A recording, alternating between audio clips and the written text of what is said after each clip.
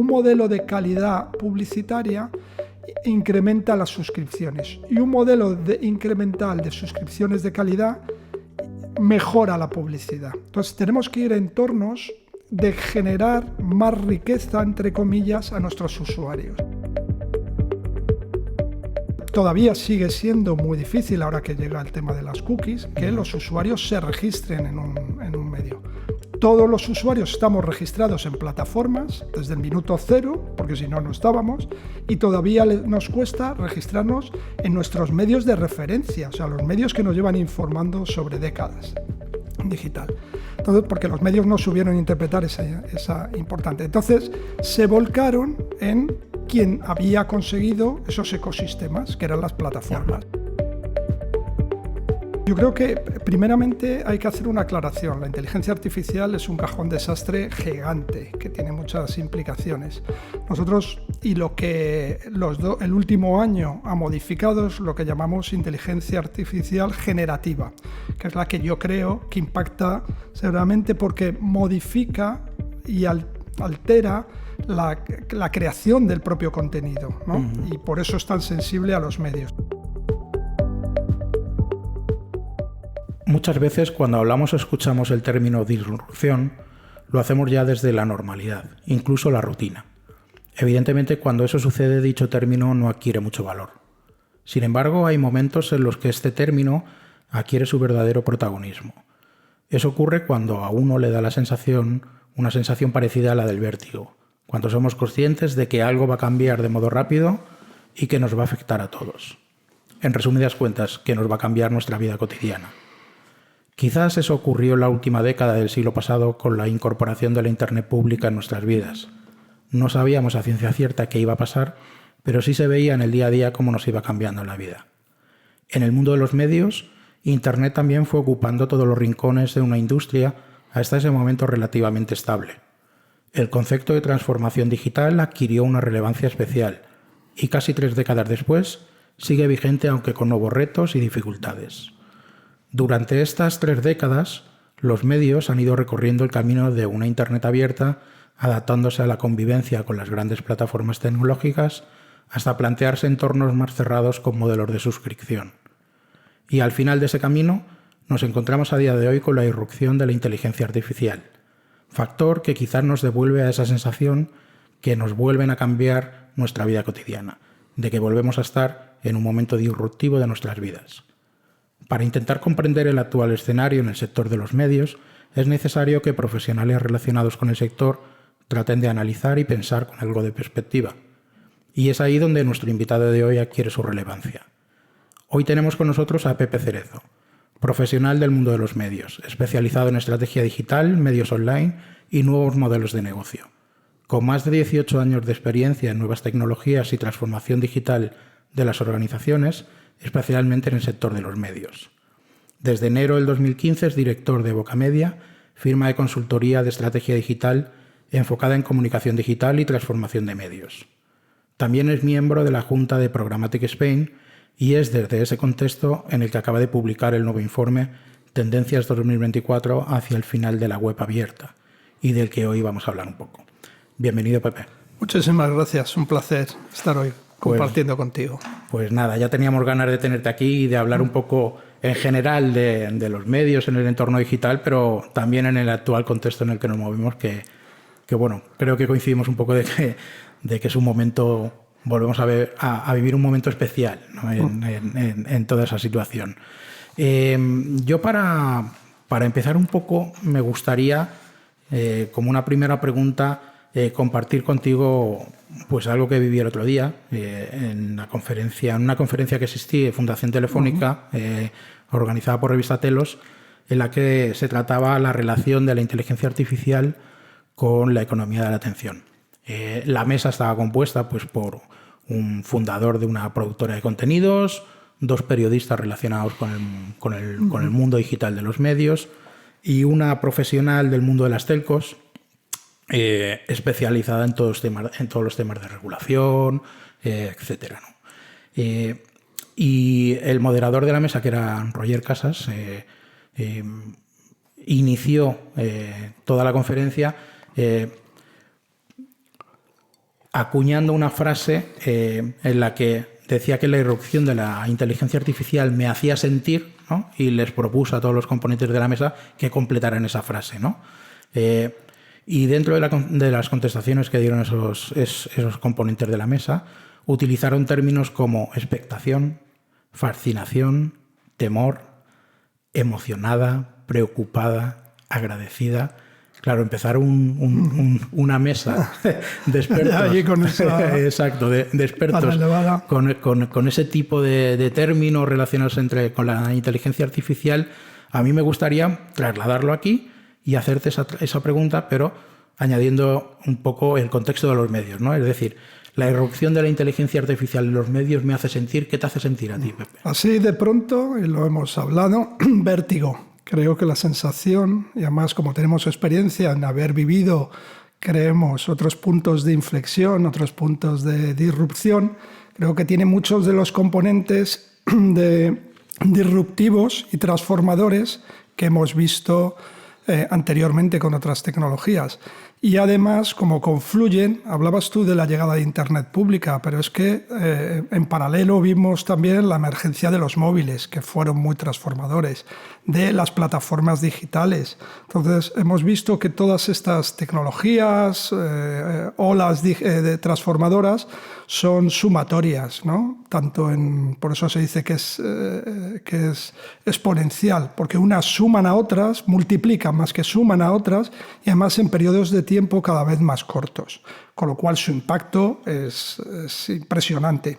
Por eso lo que siento es que confluyen muchos de los aspectos que hemos vivido anteriormente y esto lo va a potenciar, con lo cual siento también mucha expectación, pero principalmente vértigo hacia dónde puede ir. Sí, yo creo que es una sensación compartida con muchos colegas que trabajan en el mundo de los medios, ¿no? Pero por intentar no hablar en términos de positivo o negativos, porque entendemos que la inteligencia artificial en este momento puede traer muchas cosas positivas, pero tenemos ya un background de experiencias que hemos ido viviendo y que somos conscientes de que las consecuencias del uso de la tecnología, hay que ir cada vez trabajando más desde un inicio esas consecuencias que puedan generar, ¿no? En el mundo de los medios, durante todos estos años, entre otras cosas, que también lo hemos hablado anteriormente de empezar, los medios internamente han cambiado muchísimo. Es decir, cuando uno ve cómo está compuesto un medio digital, los departamentos que tienen, los roles profesionales que existen, pues comparado con hace 20 años, han cambiado muchísimo, ¿no? ¿Tú crees que, hablando de la inteligencia artificial, con esos cambios que han surgido en todos esos roles y esos nuevos roles que han ido surgiendo, podemos estar más preparados, los medios pueden estar más preparados ante toda esta disrupción? ¿O al final, como toda disrupción, hay muchas más incógnitas que certezas? Sí. Vale. Yo creo que primeramente hay que hacer una aclaración. La inteligencia artificial es un cajón desastre gigante que tiene muchas implicaciones. Nosotros, y lo que el último año ha modificado, es lo que llamamos inteligencia artificial generativa, que es la que yo creo que impacta severamente porque modifica y altera la creación del propio contenido, ¿no? Uh-huh. Y por eso es tan sensible a los medios. Entonces, otro tipo de inteligencia artificial, de machine learning, que se lleva aplicando a los negocios y no solo a los medios, en bolsa, en banca, etcétera, etcétera, y ese lleva otro camino. Yo creo que lo que es disruptivo en lo que nos toca hoy en la conversación uh-huh. y en lo que es nuestro sector es el de los medios, porque afecta a la naturaleza misma de la industria, que es la creación, distribución y comercialización del contenido, ¿no? Del contenido entendido también de una forma amplísima, ¿no? No solo la información, sino todo lo que conlleva. Entonces, eso es doblemente disruptivo, porque esto hay que unirlo, como decíamos antes, a las transformaciones que se venían sucediendo y que no han finalizado. La transformación por sí no es un cambio de estadio que que llega a una meta final, sino que es un proceso, como depende de la transformación tecnológica, por tanto de los hábitos de los usuarios, y como esta no ha parado de cambiar, pues los medios se siguen transformando. Pero no han transformado en sí, o no han encontrado una fórmula final que sea que esa transformación venga unida a un modelo de negocio sostenible y lo suficientemente solvente para la supervivencia. Ahora todavía la mayoría de los medios viven anclados en un proceso en el que todavía dependen de un modelo tradicional, el papel, aunque cayendo totalmente, pero sigue siendo una fuente de ingresos. Hay otras fuentes de ingresos que no tienen que ver con lo digital, eventos, merchandising, etcétera. Y lo que era la evolución hacia el modelo tanto publicitario como el reader revenue, que llamamos, los ingresos directos de los lectores, pues todavía no han configurado un ecosistema sostenible y que sepamos que nos va a dar una cuenta de resultados positiva el día de mañana. Entonces estamos en esa evolución. Hablamos de las suscripciones, seguro que hablemos, pero es que en paralelo a estos cambios de la inteligencia artificial generativa, estamos ante un cambio en las plataformas y un cambio en la gestión de las cookies de terceros, ¿no? Que es la materia sobre la que se ha sustentado la publicidad. Con lo cual, nuevamente, aunque lo hayamos dicho muchas veces y suene retórico, estamos ante la enésima tormenta perfecta que afecta a los medios. Que afecta a los medios, porque quizás los medios es un sector en ese sentido que cuando hablamos de las repercusiones que tiene cualquier avance tecnológico o todo lo que viene alrededor de la tecnología, que ya es aspectos regulatorios, de nuevas normativas, etcétera, así como en otros sectores, a lo mejor no tanto, en el sector de los medios, les afecta cualquier situación, cualquier cambio que se dé, les afecta muchísimo. Es muy peculiar, ¿no? Yo publiqué un artículo hace, yo creo que 10 años, jugando con el título de La conjura de los necios, aunque no tenía nada que ver, pero era la conjura contra los medios. Son temas diferentes, sí. Pero iba en que cualquier cambio tecnológico que se producía afecta a los medios por encima de cualquier otro sector. Por eso es tan interesante y por eso yo creo que los que nos dedicamos a este sector es tan apasionante y nos gusta tanto, ¿no? Porque los cambios tecnológicos afectan a los hábitos de consumo, estos afectan a la propia dinámica de la información, que es un intangible que se diferencia de otros contenidos, ¿no? El mundo de la música ha sufrido mucho, pero ha encontrado un modelo de negocio bastante sostenible, vinculado a los eventos, vinculado al directo, pero en los medios maneja otro territorio que le hace peculiar, ¿no? Y cualquier cambio lo vamos viendo. El cambio regulatorio de las cookies afecta. Yo me acuerdo cuando cambiamos al modo responsive, les afecta.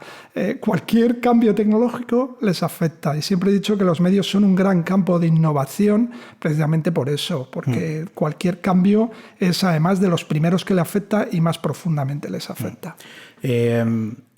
Tirando por ahí vamos a seguir comentando cosas del informe que has publicado, ¿no?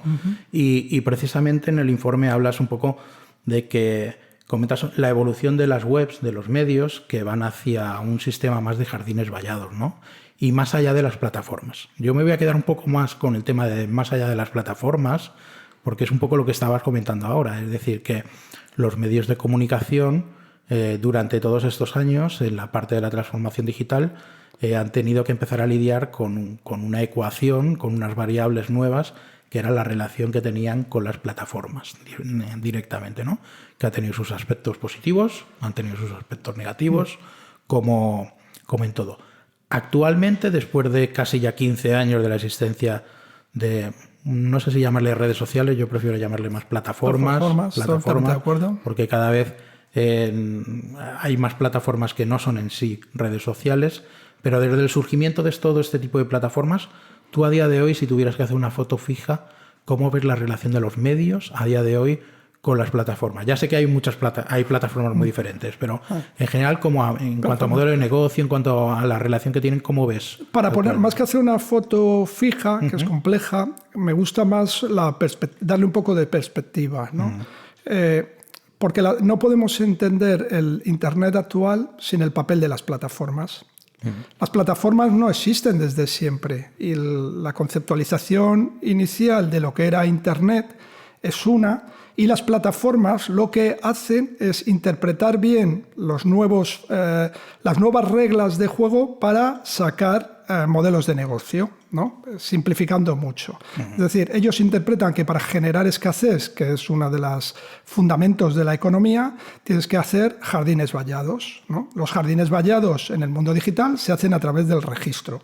Esto, que es tan sencillo y tan simple, es algo que los medios no entienden hasta más de una década. Entonces, quien genera esos jardines vallados, ¿no?, empiezan a interpretar que el dato es importante, que ese dato se puede trabajar y lo puedes monetizar. Los medios tardan mucho en interpretar eso y tienen muchas dificultades en llegar a eso. Entonces, todavía sigue siendo muy difícil, ahora que llega el tema de las cookies, que los usuarios se registren en un medio. Todos los usuarios estamos registrados en plataformas desde el minuto cero, porque si no, no estábamos, y todavía nos cuesta registrarnos en nuestros medios de referencia, o sea, los medios que nos llevan informando sobre décadas digital.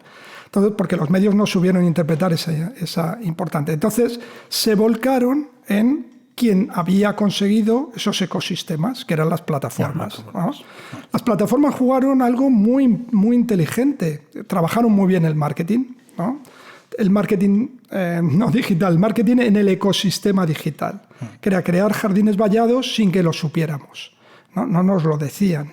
Y nos vendían no que eran plataformas tecnológicas que unían oferta y demanda y monetizaban nuestros datos, sino que eran redes sociales. Ecosistemas. Sí. ¿Quién no quiere estar en una red social? Exacto. ¿Quién no quiere estar donde está todo el mundo?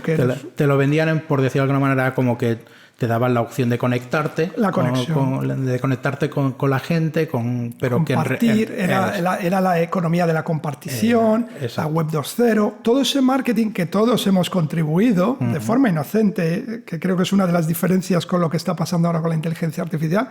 Éramos muy inocentes en términos buenos, o sea, en un término de que, bueno, creíamos que se estaba construyendo un espacio más democrático. Fíjate, creíamos que era un espacio más igualitario, ¿no? Más de peers, hablábamos de los peers, de pares a pares, de los comunes.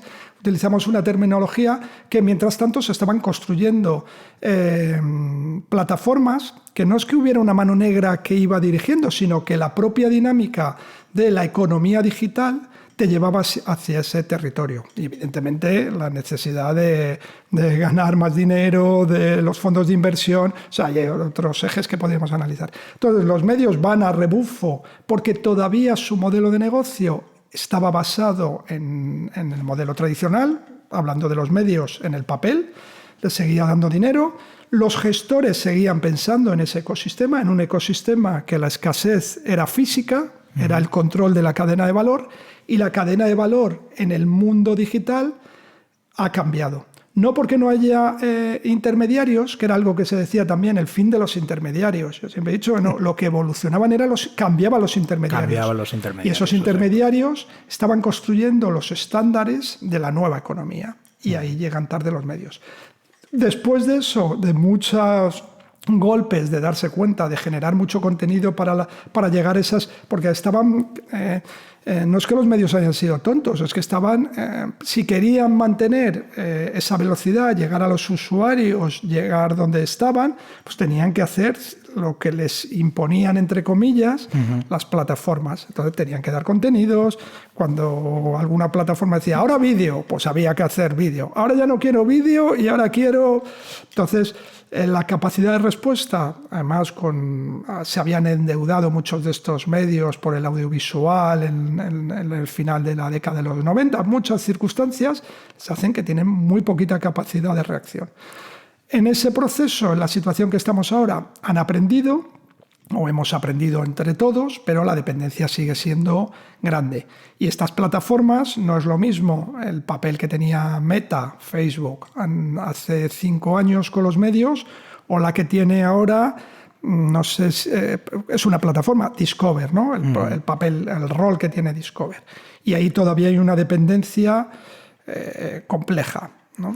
En ese escenario y Y esa retrospectiva que acabas de explicar, al día de hoy, el resultado final, por decir de alguna manera, de toda esa situación es, entre otras cosas, que es lo que tú dices, es decir, sigue habiendo una dependencia, quizás con una serie de matices, pero sigue habiendo una dependencia, pero quizás el hecho diferencial es que los medios ya sí que son conscientes de que existe esa dependencia y de que tienen que tomar cartas en el asunto para poder revertir. A eso se le suma un poco la parte ya también de modelo de negocio y de generación de ingresos. Es decir, se ha vivido o se vive en una situación en que, por decirlo de alguna manera, el trozo de la tarta del pastel de todos los ingresos que se generan por modelos publicitarios o por modelos digitales relacionados con los medios, en realidad quien se lleva casi todo eso no son los propios medios, sino que son las grandes plataformas, ¿no? En ese sentido. ¿Tú crees que a día de hoy los medios ya están en una disposición o por lo menos en una mentalidad de tomar medidas o de ir dando pequeños pasos para ir revirtiendo esa situación? Como toda la generalización es compleja. Cuando hablamos de medios, hablamos ya de en España hay más de 3.000 medios digitales, ¿no? Desde medios hiperlocales pequeñitos a los grandes grupos de comunicación. Sí. Entonces, y dentro de los grandes grupos de comunicación, los intereses y los negocios son totalmente diferentes, los que son puros digitales, los que tienen todavía operativa off, etcétera. Pero, y ahí sí quería decir también, es que los medios, y aún algunos de ellos, son copartícipes perdón, de ese modelo y juegan a ese modelo. O sea, todavía juegan por ejemplo, ha salido el tema de las audiencias, todavía juegan de una forma, o sea, son conscientes y juegan a un modelo de grandes audiencias indiscriminadas, no tanto por el modelo de negocio, que también muchas veces por el ego de sus gestores, o el ego de la propia cabecera de aparecer como el líder en audiencia, ¿no? Y ahí hay una parte que creo que el sector tendría que reflexionar, porque eso le lleva a un territorio, bueno, y hemos visto, y hay todavía operativas vinculadas al clickbait. No se puede generalizar, pero hay todavía gente que está jugando ese juego de forma consciente, ya sabemos. Otra cosa es otros medios que sí entienden, mirando más a largo plazo, que tienen otra visión, que el modelo de negocio solo basado en las grandes audiencias indiscriminadas, dependiendo de la plataforma de turno, ahora es Discover, hace unos años era Facebook, mañana puede ser TikTok o la que sea o la que venga, te lleva a un camino de más madera, ¿no? De los hermanos, cuando van vas quemando los vagones para ir muy rápido, pero no sabes dónde llegas. Y llegará un momento que te quedas solo sin madera que quemar, ¿no? Entonces es un riesgo que creo que es bueno que el sector lo tenga, es consciente, pero no abunde por ahí. Y entonces yo ahí por eso creo que en esa disyuntiva los modelos de redes revenue, por eso son tan importantes. Y me dicen, los redes revenue nunca digitales, o sea, los modelos de suscripción, nunca sustituirán a la publicidad. Lo que sabemos también es que estos son modelos diversificados. Y lo que sí tenemos es que orientarnos a la calidad. Un modelo de calidad publicitaria incrementa las suscripciones y un modelo incremental de suscripciones de calidad mejora la publicidad. Entonces tenemos que ir a entornos de generar más riqueza, entre comillas, a nuestros usuarios. Y es una visión más compleja. Sí, ahí hay una parte del informe en el que hablas de que, por ejemplo, el 2024 va a ser un poco el año de la consolidación de esos modelos de suscripción sostenibles, por ejemplo, ¿no? En España, lo que tú has dicho, es decir, tenemos múltiples ejemplos de diferentes modelos y en la parte de suscripción, pues podemos coger ejemplos de cualquier tipo de medio de comunicación aquí en España en el que van utilizando modelos diferentes y modelos variables, ¿no? En este actual escenario, ¿tú te puedes imaginar a corto plazo medios que puedan subsistir? Cuando hablo de subsistir me refiero a que sean medios que tengan una relevancia dentro del ecosistema digital, sin ningún tipo de sistema de suscripción, simplemente viviendo de la publicidad. ¿Crees que al final la tendencia va a ser que la gran mayoría de los medios, sean grandes, pequeños, tengan que combinar ese modelo de suscripción más publicidad. ¿Cómo? Creo que de forma general y los medios y cierto tipo de medios tienen que combinar todos los modelos. Y a ver cómo lo resumo. Los medios, las cabeceras legacy tradicionales que han evolucionado al mundo digital y que tienen un peso, y nos viene a la cabeza pues El País, El Mundo,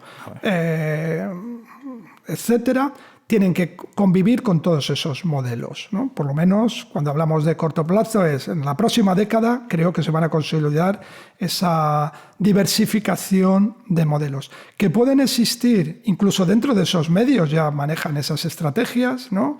Medios puramente que viven de la publicidad, ¿no?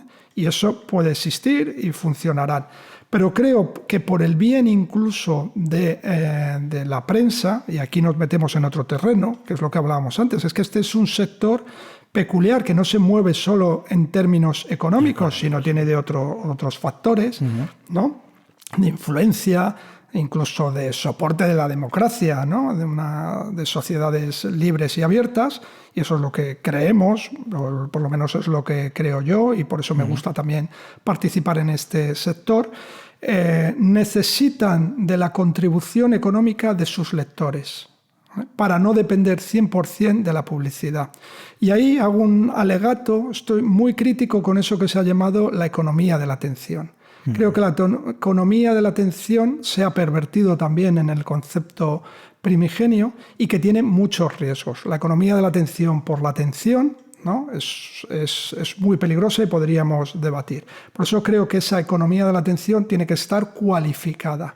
La atención no es un bien infinito, es un bien finito y que tiene cierto valor, y que tiene mucho valor. Y entonces creo que hay que ponerlo, esa finitud o esa escasez o esa relación de cualificación, creo que va por la suscripción. Creo que la suscripción tiene un componente que va más allá del pagar simplemente dentro de los medios digital. Sí, pero quizás las connotaciones de esa manera de ver el cómo un medio tiene que enfocar todo eso. Hay una connotación, por ejemplo, que yo veo directamente siempre, que es que internamente dentro de los medios pasa todo por un proceso de que a nivel de equipos de trabajo, de roles, de profesionales que tengan que trabajar dentro de los medios, se tiene que, de hecho ya se está haciendo, ¿no? No es que se tenga que empezar de cero, pero tiene que haber un enfoque tiene que ir todo mucho más enfocado a trabajar más las audiencias, conocer sus audiencias, ver en los ecosistemas digitales cómo se desarrollan esas comunidades, para poder, por decirlo de alguna manera, adaptar esos contenidos que ellos tengan que generar como medio de comunicación y que sean unos contenidos de calidad en ese sentido. ¿Crees que ahí realmente los medios ahora mismo, a nivel de equipos de trabajo, departamentos que ya tienen creado, todavía tienen que avanzar mucho, tienen mucho recorrido por delante para poder afrontar todos esos retos en ese sentido? De hecho, yo creo que lo que hemos llamado transformación se ha quedado insuficiente. Por eso, en el libro que publico hablo de la deconstrucción de los medios. Creo que hay que repensarlo casi todo de nuevo, que es complejo, ¿no? Sí. Por eso hay muchos medios puros digitales que se están convirtiendo en los referentes, ¿no? Que están porque no tienen su transformación. Es así que es adaptación, ¿no? Pero la transformación tiene que ser muy disruptiva en los medios tradicionales, porque todavía el lastre entre comillas de una industria pensada en el papel, una industria pensada en la escasez del mundo físico, pues transportarla al mundo digital, pues con una transformación, como hemos intentado hacerla, es insuficiente, y lo vemos en el día a día. Dicho eso, creo que los medios han hecho muchísimos avances. Siempre ha habido mucha crítica, que no han innovado, y yo digo, y hemos hablado antes, y algunos de los que tú has entrevistado en este podcast anterior, gente de un nivel profesional digital, como Adrián Segovia, ¿no? U otros, hay muchísima gente, o Mario mismo que está trabajando ahora, gente joven, o sea, podrían ir a cualquier sector porque están en la punta de lanza del conocimiento, ¿no? Hay pocos sitios, hay pocos sectores que tengan un dato de la analítica web como tienen los medios. Todo el tema de la relación en las redes, de la relación con las comunidades a través de las plataformas, ¿no? Eso, muchos de los medios ha tenido gente líder. Estamos viendo la creación, llevándolo a la creación de contenidos, ¿no? Algunas de las piezas que hemos visto, sobre todo durante la pandemia, ¿no? Pienso en la pieza que hicieron Zafra en El País con el tema de cómo se distribuían el COVID en distintos espacios, que ha sido la pieza más leída, traducida al chino, etcétera, etcétera. Es una obra de concreción y de cómo transformar o transmitir una idea muy compleja, ¿no? Porque había estudios físicos de cómo se distribuía en un espacio, cómo lo haces para contarlo en una historia en varios scrolls. Eso es de una sutileza impresionante. Entonces, tenemos equipos muy buenos, pero hay que transformar muchísimo más. Y hay que transformar, algo que también digo en el libro, el management. Creo que no ha ido al mismo nivel la transformación del management, de los gestores, con la que han sufrido las redacciones y muchos equipos dentro de la organización. Sí, quizás hay un poco el reto internamente de los medios también, es que esos buenos profesionales que se han ido creando alrededor de los medios de comunicación, y que no todos vienen del mundo del periodismo, sino que se han ido incorporando de manera interdisciplinar. No sé, me estoy acordando ahora mismo de un Kiko Llaneras, por ejemplo, claro, ¿no? Una persona participa en esa pieza precisamente. Exacto. Quizás el reto, y que entiendo que es complejo, es que todo ese trabajo tan transversal que tiene que hacer un medio a nivel de producto, a nivel de contenidos, y eso trasladarlo a las audiencias correspondientes, etcétera, tiene que haber una coordinación y un liderazgo bastante importante en eso. Y entiendo que no es sencillo. Nada es sencillo de todo lo que estamos diciendo. Complejo, pero desde luego para ellos es un reto muy interesante. Y yo sí que veo, o por lo menos tengo esa percepción de que en estos últimos años, y quizás también el momento de la pandemia ha servido para eso, internamente cuando hablas con ellos sí que hay una mentalización que se tiene que ir hacia ahí. Sí. ¿no? Se hará de mejor o peor manera, pero se va. Te voy a comentar otro tema del informe que me interesa, porque en otras conversaciones que he tenido, y porque en la que tuvimos en el último podcast con Mario lo hablábamos, que es el tema de el ejemplo de los verticales que pones, ¿no? Como ejemplos de modelos de suscripción muy sostenibles sobre determinados nichos muy concretos. Y me gusta mucho que el ejemplo que pones es el del orden mundial, porque yo soy un suscriptor del orden mundial, y es el típico vertical muy especializado en un tema que en un momento dado, por las diferentes circunstancias políticas de actualidad, el ciudadano demanda información de calidad, además quiere información de calidad, ¿no? Y que se meten en un proyecto de ese tipo, que es apasionante y que realmente tiene una utilidad enorme para el que esté interesado por esos temas. Ese tipo de contenidos, ese tipo de verticales, por lo que vamos viendo en la evolución de estos años en los medios de aquí de España, se crean verticales de ese tipo, y hay una tendencia, por una parte, a que parte de esos verticales se vayan integrando ya en los propios medios. En medios más generalistas, que van llegando a acuerdos, incluso compras de esos verticales, y que los incluyen. O incluso las grandes cabeceras que parten desde cero y crean sus propios verticales. En ese sentido. ¿Qué nivel de importancia crees que tiene ahora mismo el medio, por ejemplo, el medio que trabaja mucho ya los modelos de suscripción, en desarrollar ese tipo de contenidos tan específicos? Y si ves que el nivel de dificultad es muy elevado en ese sentido. Claro, el nivel es dificultoso, es difícil, ¿no? Porque tienes que tener especialización.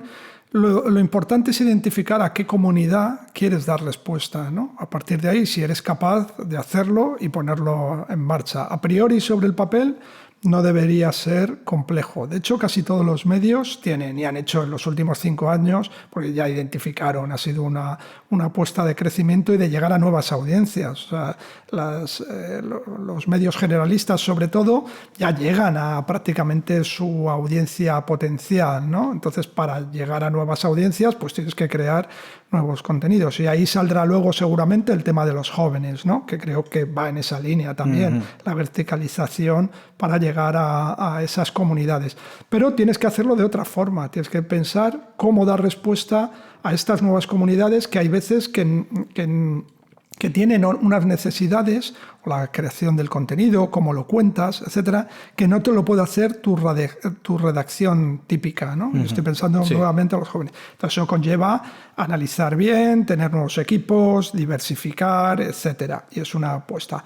El paso que y eso se ha estado produciendo durante los últimos 5 años, sin duda.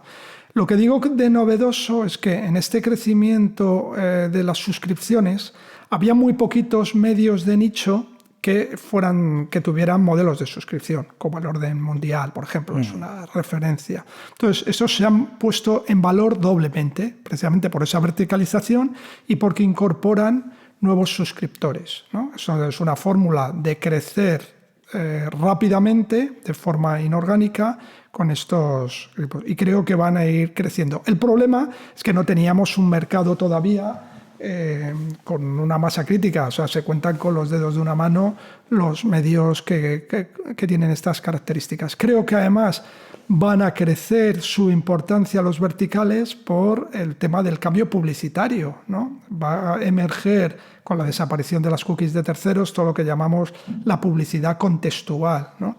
Contextual es contextualizar la publicidad, como no puedes traquear como lo hacías anteriormente a tu usuario, pues identificas al usuario por su comportamiento en la web. Entonces lo asocias al contenido. Claro, efectivamente, porque si antiguamente los que somos ya más mayores en prensa digital, sobre todo, hablaron mucho de las secciones, de sociedad, internacional, etcétera. Una manera a nivel de datos de segmentar las audiencias son los propios verticales. Evidentemente, ¿no?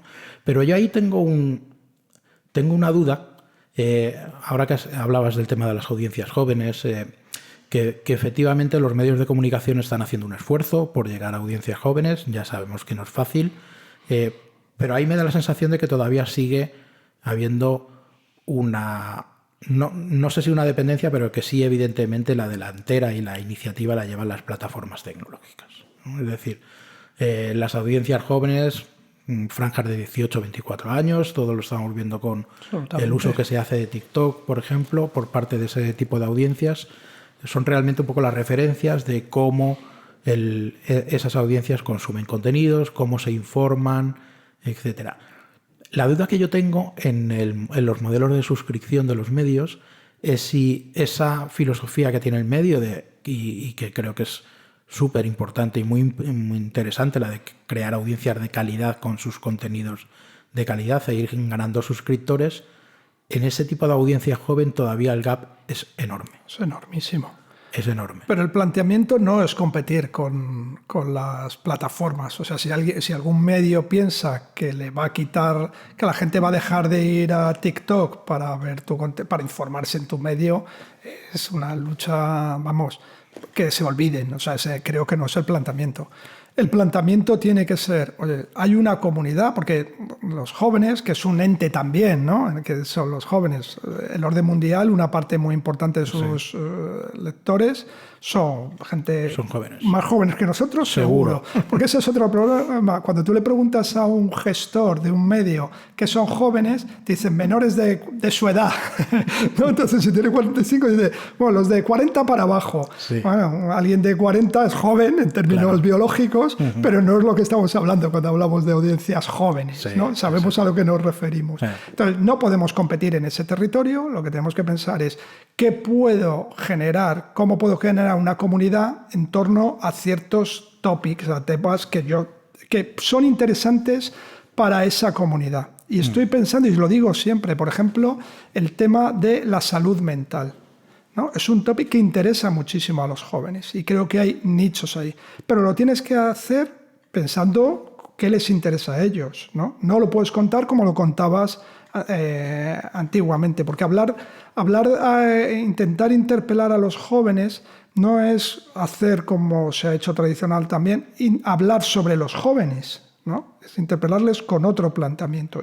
Y eso conlleva pues traer gente joven a las redacciones, ¿vale? Pero no solo traer becarios, eso no es empoderar a gente y que genere. Sí. Lo vimos en Verme en su día. Lo hemos visto, materia sin ser una audiencia para jóvenes, pero es un planteamiento sobre la ciencia totalmente diferente de lo que había hasta entonces, incluso del país Ciencia, que era muy potente.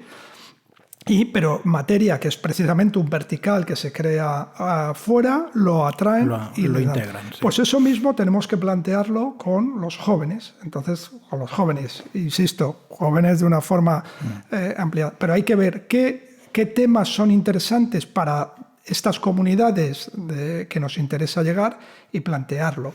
Y luego ver las fórmulas, ¿no? De cómo llegar a esas audiencias. Claro, y utilizar sus códigos. No es hacer el tonto en TikTok. No es que un cuarentón o cincuentón como yo se ponga a hacer el tonto en TikTok. Y quizás, es hacer otras cosas. Exacto. Y quizás en ese apartado ves se han dado casos aquí en España de acuerdos o de alianzas, por decirlo de alguna manera, de productos ya hechos o sea, el caso, por ejemplo, de Actuality, que es un caso en el que, pues, creo que es A3 Media, que llegó a un acuerdo con ellos, incluso en la parte comercial, en la que, pues, bajo mi punto de vista, con buen criterio, un medio de comunicación coge y dice, hay otros proyectos fuera del entorno de los propios medios de comunicación que están llegando de una manera efectiva a esa comunidad, a esas comunidades, ¿no? Pues vamos a colaborar con ellos, vamos a tejer estrategias para que dentro de nuestra marca del medio también seamos capaces de llegar. Entiendo que eso es una parte del proceso en el que se tengan que... Y ahí es donde entra otra de las claves que hablo, de las tendencias, que son los podcasts, ¿vale? Los podcasts para jóvenes. Lo hemos visto, la importancia que tiene, ¿no? Y cómo la gente escucha podcasts y le interesa la información. Sí. Lo hemos visto en las elecciones, ¿no? Cuando en un momento dado se decide que Pedro Sánchez vaya a un podcast porque va a llegar, y fue muy importante, ¿no? Sí. Tú sabes, de redes sociales. Sí, no. Y entonces los podcasts son un entorno que los jóvenes se sienten. El tema es, podemos hacer un podcast como este para el sector, pero si quieres llegar a los jóvenes tienes que hacer otro tipo, los tienen que hacer ellos. Entonces ese tipo de alianzas son fundamentales. Ya estamos llegando un poco a la parte final de la conversación. Y vamos a volver, si te parece, un poco más a la parte de la inteligencia artificial. Vamos a ver un poco... en el informe hablas de, cuando hemos hablado que tú ya has puesto le das mucha importancia a la parte de la inteligencia artificial generativa en el mundo de los medios, en el momento en el que se está, porque está ya generando una transformación, y haces mucho foco en que no solo estamos hablando, no solo afecta a los medios en la parte de creación y producción de contenido, sino que hablas de la personalización, distribución y monetización, ¿no? Yo en la personalización y distribución te entiendo, en el sentido de cómo yo conozco ejemplos de cómo se está empezando a trabajar esa parte. En la parte de distribución va muy vinculado en general a la parte también de cómo a través de la tecnología de la inteligencia artificial te pueden recomendar determinados tipos de contenidos en estrategias diferentes que tú puedes hacer. Pero la parte de monetización,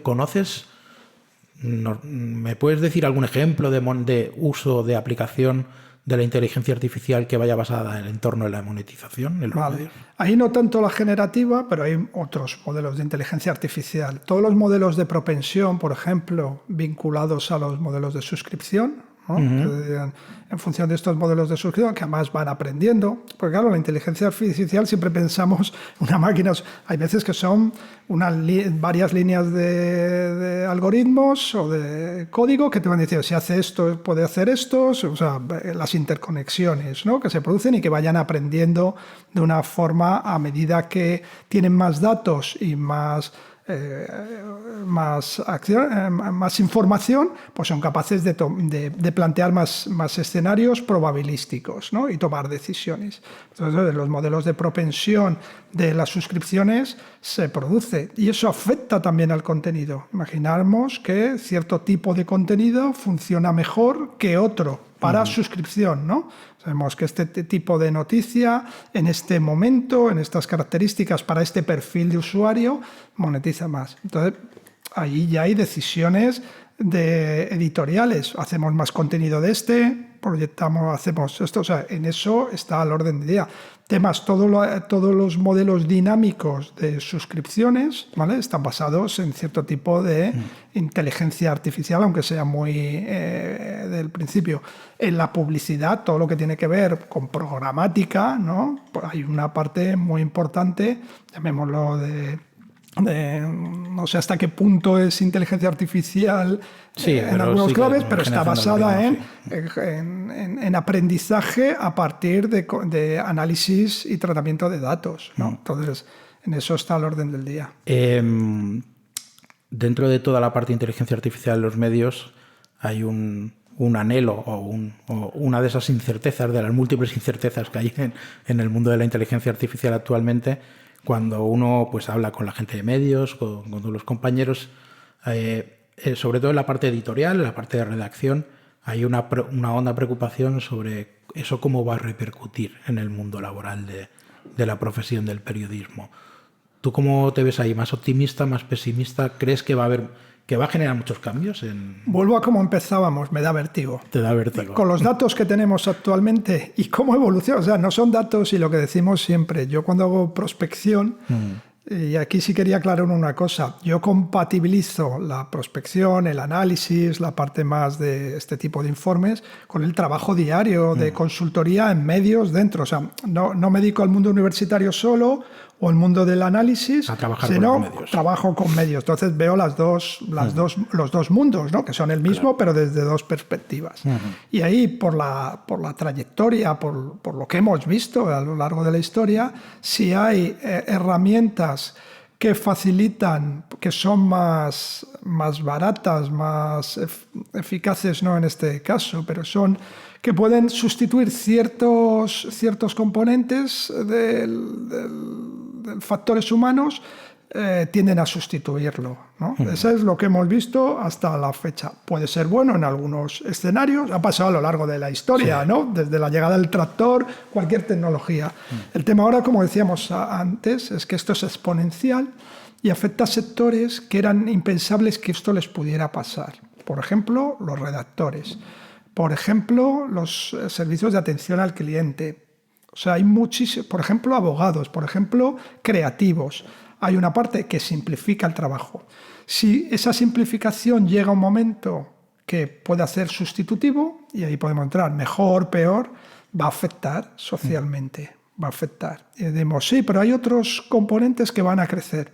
Sí, pero lo que hemos visto también es que no crecen a la misma medida o que afectan. Hay un gap, sí, seguramente dentro de 100 años, estos planteamientos que tenemos ahora, cuando se ha hecho esa transmutación, pues, pero ahí hay un cambio social, ¿no? Hay un cambio y ahora mismo hay un vacío, porque no sabemos, todos los informes que dan es que puede afectar incluso a un 60%, ¿no? Entonces, si eso no se hace bien, si de repente pongamos que no es un 60% y es un 20% de impacto, ¿en cuánto tiempo? ¿Nos imaginamos un impacto en 5 años, por ejemplo, de que el 20% o el 10% de los trabajos son sustituibles? Son impactos sociales bestiales. Entonces, enorme. No sé, no tengo una respuesta, pero creo, me da vértigo. Sí, o sea, está en la dimensión que esto genera, que eso es lo que produce. Y ya para finalizar, y ya con el tema de inteligencia artificial también,